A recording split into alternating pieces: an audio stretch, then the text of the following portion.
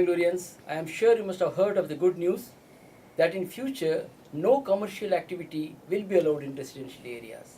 The High Court issued this order on a petition filed by the Citizens Action Forum, a conglomeration of RWAs, questioning the questioning the mixed zone concept as envisaged in the revised Master Plan 2015. A big victory for citizens and citizen groups. To discuss this far-reaching order, I have with me in the hot seat today one of the petitioners, Mr. Vijayan Menon, and an expert on the subject, Mr. Ravichandar, a former member of BATF. Welcome both of you. Thank you. Thank you. Mr. Vijayan, in a far-reaching order, the High Court has stayed all further commercialization of residential areas. It deals a big blow to the mixed zone concept mooted in the revised Master Plan 2015. For the benefit of our listeners, can we explain this concept and why you opposed it?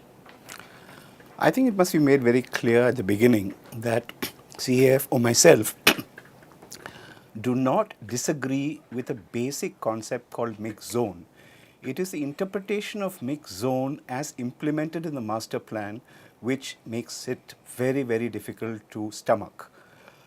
Mixed plan and mixed zones is as old as our cities, and it's practiced very, very in different places, very many cities. A mixed zone in a residential area means that you earmark X number of places, specific places where commercial activities can happen.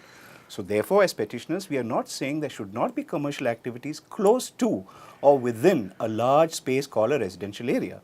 But when the mixed zone policy is implemented, whereby every road, every street, every sub-street is open to commercialization, then you're asking for disaster. So just to summarize, if you said that this particular road or this particular sub-area is earmarked in a residential area and this is where commercial activities will happen, I don't think any logical person would oppose that. But if you go about making a law which says that every road, every street, every place can have commercial activities, not of a small kind but of big kinds, then that's a mixed zone concept gone bad. That's why you opposed it.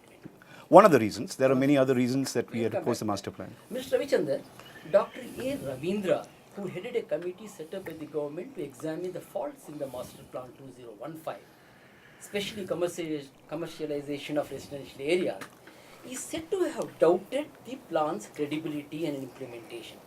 But the government didn't bother to take note of it.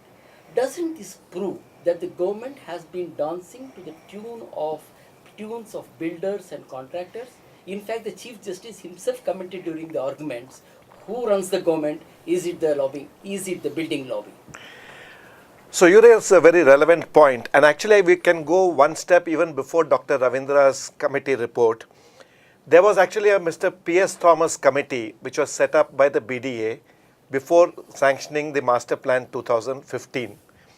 And actually in front of the Thomas committee, a lot of the resident groups, including what Vijayan represents, had made representation to the group, to the committee, that they should not allow these kind of commercial activity in residential areas. The Thomas committee actually recommended to the BDA that these are the suggestions and there is merit in this and we should not do it. So actually it's happened twice. There was first the Thomas committee, which is a government mandated body, which said don't do this. The BDA did not listen. Then you have Dr. Ravindra's committee's report, which also said this is a bad rule, and we still went ahead and did it. So what it really goes to show, I don't know whether who's behind it, but what it goes to show that we have a callous disregard for citizen views, and especially when they have been raised proactively, that's where the problem is. So what the judge said was correct. Who runs the government? It's a big question. Yes, it's a big question. Yes, definitely. That's a question that needs to be asked. Mr. Vijayan, the Citizen Action Forum was forced to move the court when the government ignored all your objections. Isn't it unfortunate that tax-paying citizens come last on the government priority list? Well, that's why there are groups like our Citizens Action Forum. Ideally speaking, there should not be such groups. Ideally speaking, we should be heard through representations of governance, the 74th Amendment, for instance, the area sabhas, ward sabhas. These are the formal, accepted places for democracy to work and governance to work. When governments and bureaucracy do not pay heed to these institutions or do not support these institutions, then there has to be civic activity groups.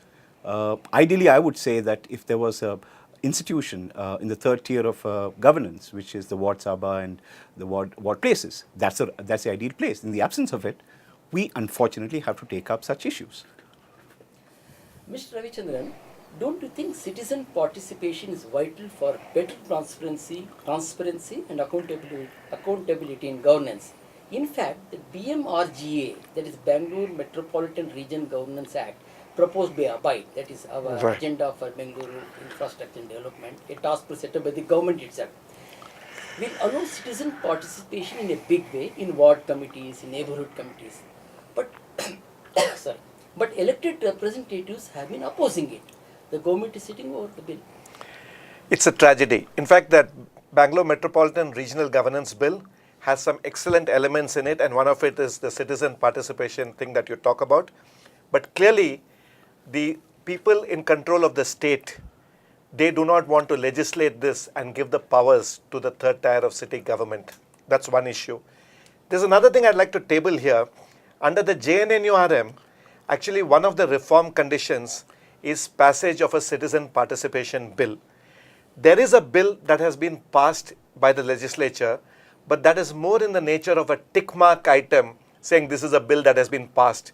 Because if you go through that bill, it's a mockery on the idea of citizen participation. Because the way the bill is written, the citizen can participate all that they want, but at the end of the system, the system can disregard everything that the citizen brings to the table. So there are two issues here.